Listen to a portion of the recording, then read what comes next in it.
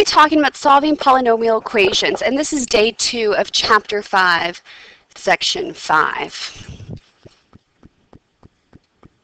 So what we're going to look at first is to find all the real zeros of the function. It's just another example of using our rational root theorem and our synthetic division to find all the zeros of the function.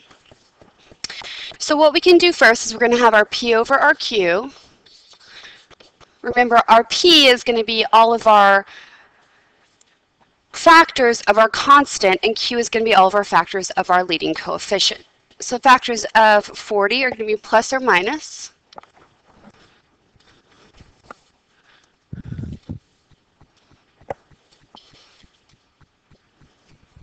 So we have plus or minus 1, plus or minus 2, plus or minus 4, plus or minus 5, plus or minus 8, plus or minus 10, and plus or minus 40, all over plus or minus 1, and plus or minus 3.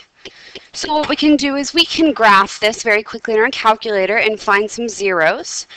When I put in my calculator, I found that there's whole numbers near 2 and 5, so I'm going to test those out using synthetic division. So let's try to test our 2 out first. Okay, so we have a leading coefficient of 3, negative 25, 58, and negative 40. And remember to look to see if you need any placeholders, if there's any missing terms.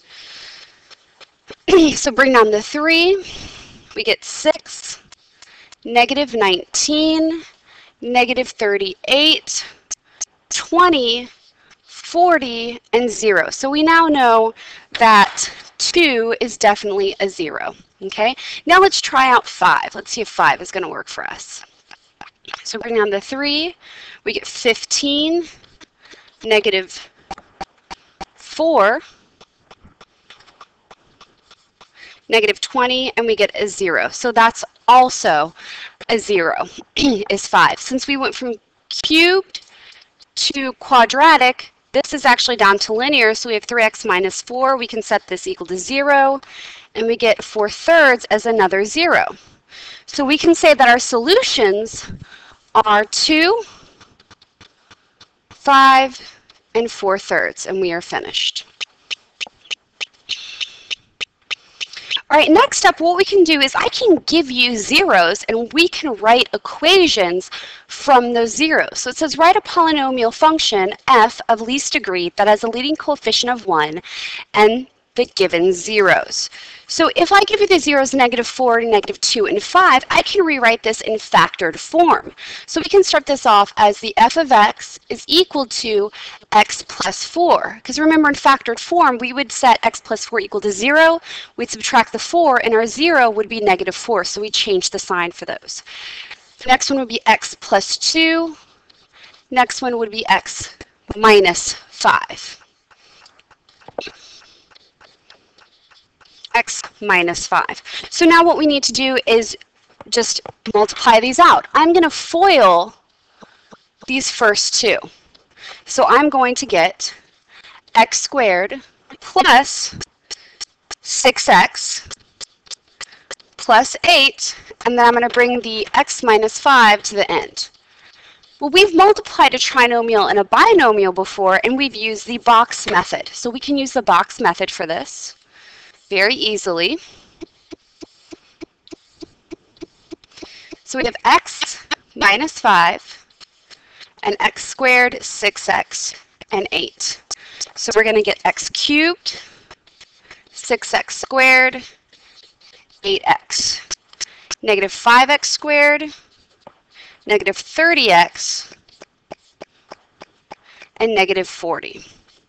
So now we can combine our like terms, and our new polynomial function is the f of x is equal to x cubed plus x squared minus 22x minus 40. And we now have our polynomial function written from these zeros that was given to us.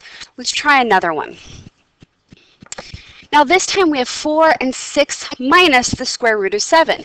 Now when we have a square root, we have to write the conjugate of that. And the conjugate of 6 minus the square root of 7 is 6 plus the square root of 7. And if we remember the rules about conjugates, let's say we have x minus 3 and x plus 3. Those are conjugates of each other. And when we multiply conjugates, let's FOIL these out, we get x squared minus 3x plus 3x minus 9. But what happens is we multiply those conjugates together, these cancel out, and we get x squared minus 9. So it cancels out those middle parts, those middle two terms. So when we multiply conjugates, we get a simpler polynomial. So we're going to keep that in mind. We're going to use the rules of conjugates to help us out writing this equation, this function, okay? So whenever we have a square root, we have to write the conjugate of it, okay? So how we're going to write this is going to be the f of x equals,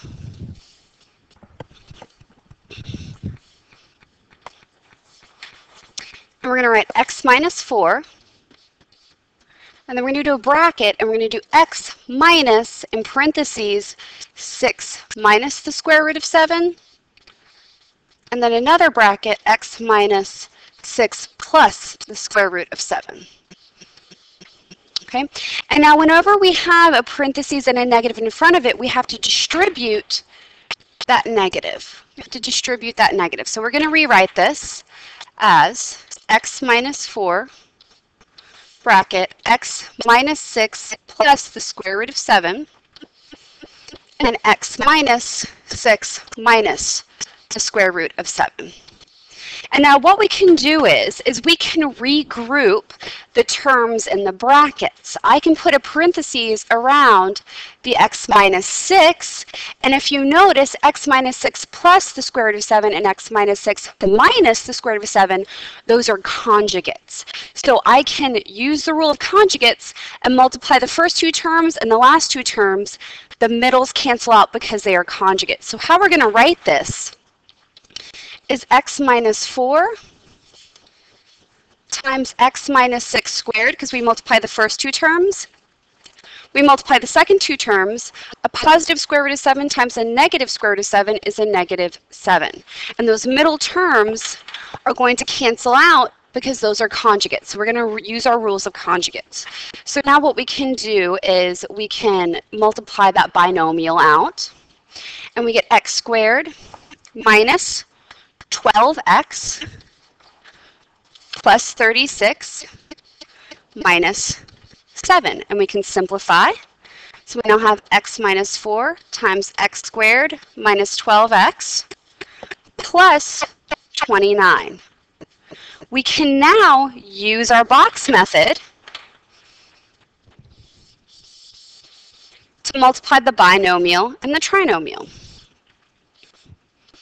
So we get x squared minus 12x plus 29, and then x minus 4. So we get x cubed minus 12x squared, 29x. Our next one is going to be a negative 4x squared, 48x, and a negative 116. So our final function is going to be the f of x is equal to x cubed minus 16x squared plus 77x minus 116. And that's our final polynomial function. All right, let's do another one. This time I give you 0, 5, and negative 5 plus the square root of 8. So we notice that we have a square root. So we're going to have to write the conjugate, which is a negative 5 minus square root of 8. Notice we have 4 zeros now. So we're going to have 4 parentheses, four factors. So let's write this out. We have the f of x equals, and the factor for 0 is going to be x. You have to be really careful with that. And the factor for 5 is x minus 5. Then we're going to do the factors of the conjugates. So we have an x minus negative 5 plus the square root of 8. and then x minus a negative 5 minus the square root of 8. Okay? Now, I can distribute the x to the x minus 5, and then I'm going to distribute out my negative. So what I'm going to have is x squared minus 5x. Make sure you distribute that x out to both of them. And then we're going to have x plus 5 minus the square root of 8. X plus 5 plus the square root of 8. We can now regroup,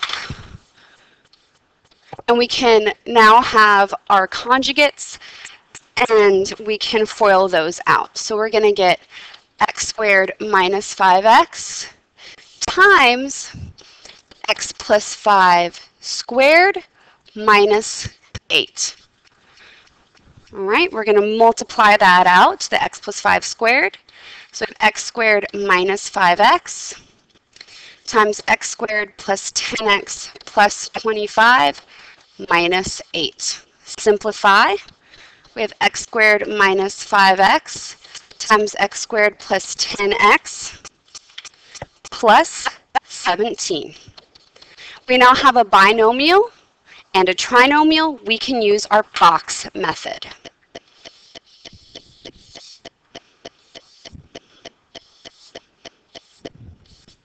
X squared, 10x, 17.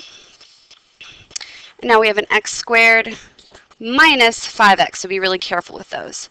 So we have x to the 4th, 10x cubed, 17x squared, a negative 5x cubed, negative 50x squared, and lastly a negative 85x. So now we are going to combine like terms, and our polynomial function is the f of x equals x to the 4th plus 5x cubed minus 33x squared minus 85x. And we've got our final answer for that one.